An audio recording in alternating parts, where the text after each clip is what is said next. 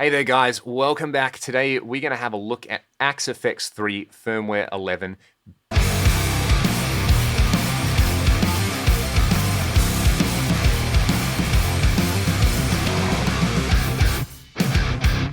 As with all releases like this, you can go and download it from the Fractal Audio Forum and try it yourself.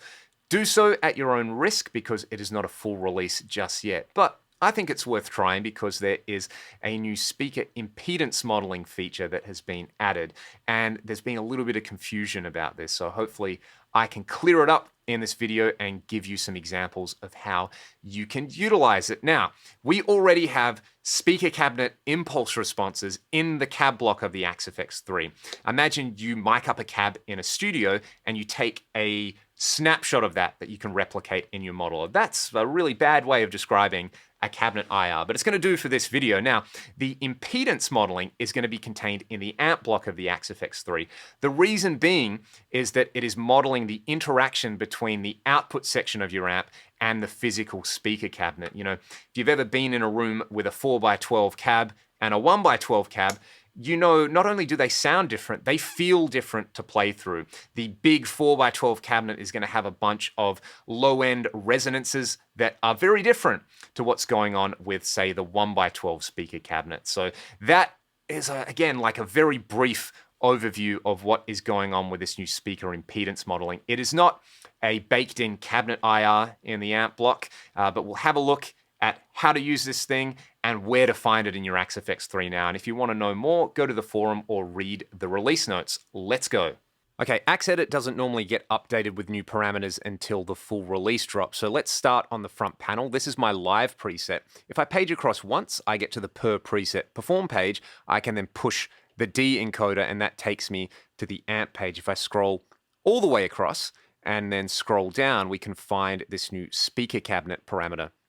So it's all the way down here. You can see speaker cabinet. Now, existing presets aren't affected by this, and you can see what the speaker page looks like in Axe Edit at the moment. This is exactly how it would have been in previous firmwares. Now, the IR that I am using in my preset is actually one that I made based around my Marshall 4x12 with vintage 30s. So I can now scroll through a variety of different speaker impedance options. I believe these are ones that Fractal have measured based on cabinets that they've got access to, and you can see they're all quite radically different and they're a little bit more detailed than the existing speaker parameters. So if we scroll across, I would probably start by using the cab that is closest to the IR that I made. So that would probably be something like one of these 4x12 Brit cabs, either the Brit 800 or the Brit AX. You can see the Brit 800 and the Brit AX are pretty similar, pretty close to one another. Or I could try any of these other cabs, like for example,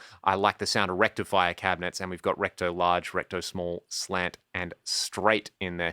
And you notice that these are all very different curves. Now, when you create a new preset and dial up a new amp, it is going to have a brand new default speaker cabinet choice. There's also a parameter over here called cabinet resonance, where we can dial in the amount of resonance we want. If we turn it down to 0, we kind of get the old behavior, and we also have the ability to turn it up to 200%. So you can further fine-tune the speaker impedance response with this cabinet resonance frequency there. So that's where it is, and that's what it does, but let's actually have a listen to how we could use this. And there's two ways to use it. You can try to match the cabs as authentically as possible, or you can just use this as another tool to shape the tone and the feel.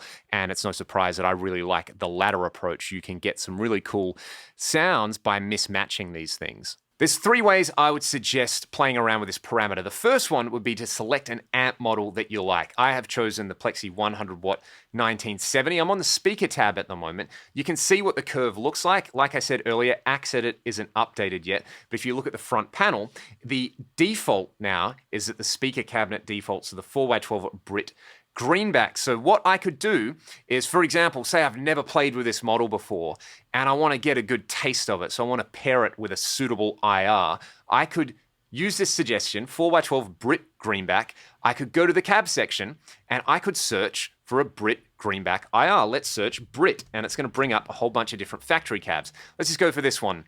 What is it? 4x12 Brit 70s, greenback, 57C sounds like this.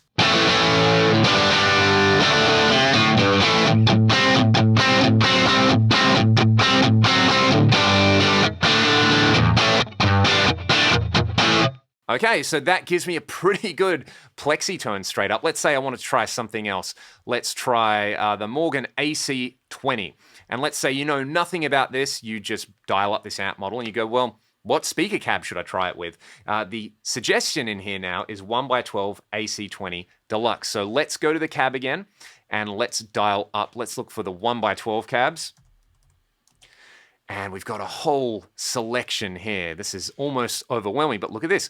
1x12 AC20 Deluxe. Let's go for, I don't know, a 160. The 160, by the way, refers to I believe it's a Bayer M160. That's the microphone used to capture the impulse. And now we've got this.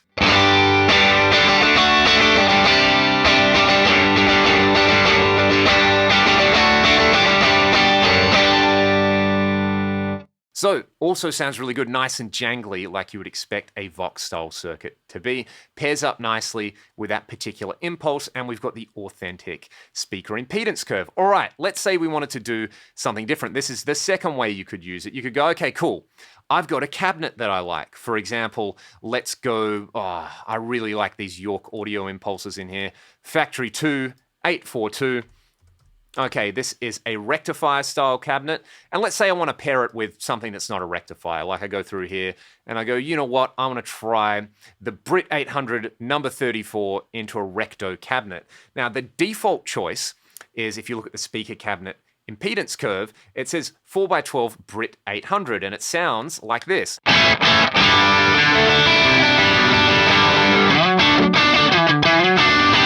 What I can do is I can navigate to one of these recto cabinet choices. Say, let's try the impedance curve for the 4x12 recto straight and have a look at what it has done to the speaker choice here. We have this huge boost in the lows right there, and it sounds like this.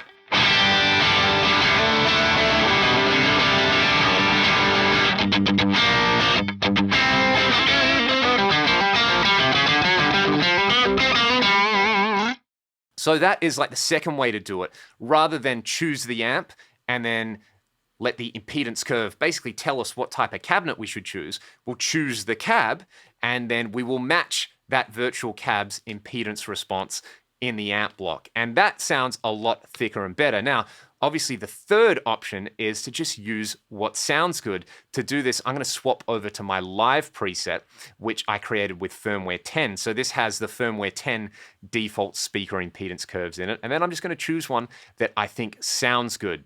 Okay, this is my live preset, and I created this on Firmware 10. So the existing presets don't get modified by this update. I can go into the speaker cabinet type and it reads as null cabinet at the moment. That just means that this existing preset hasn't been modified. I'm using the USA 2C++ amp together with an IR that I made of my Marshall 4x12. So obviously this cabinet hasn't been measured and hasn't been included in the firmware. So I can just scroll through until I get something that I like the sound of. And personally, this is what I would encourage. This is what it sounds like, Firmware 10 style.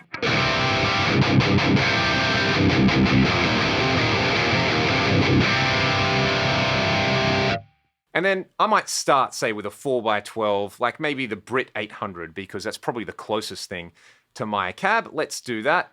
4x12 Brit 800. Then I'm just going to play and I'm going to scroll through until I hear something that I really like. And you guys can see what the different speaker impedance curves look like.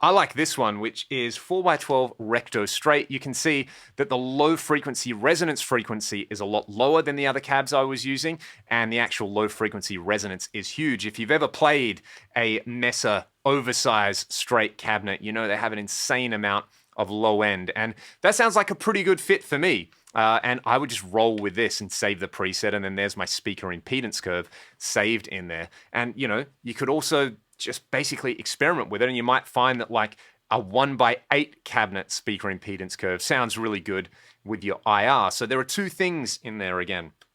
You have the cab, the impulse response. This is a measurement that you make, which is going to replicate the frequency response of the speaker together with the microphone and, you know, the mic preamps and that kind of stuff. And then you have the speaker impedance curve. What this is modeling and replicating is essentially the output of your amplifier and your speaker cabinet, the interaction there. So you have that interaction, amp to speaker cab, and then you have like speaker cab to microphone. That's captured as an IR, and then the impedance is at amp to cab stuff. I hope that makes sense. If it doesn't, just plug in your guitar, turn some knobs, and make some music. That is part of the fun. I hope you guys enjoyed the video. Hopefully it makes things a little bit easier, and hopefully it gives you some approaches to spend less time tweaking and more time riffing. One last little postscript as well is I should mention in the release notes there were some very minor changes made to the rectifier model. So I have Recto 1 Red dialed up at the moment, and this is with the 4x12 Recto large speaker impedance curve, and boy, does it sound large.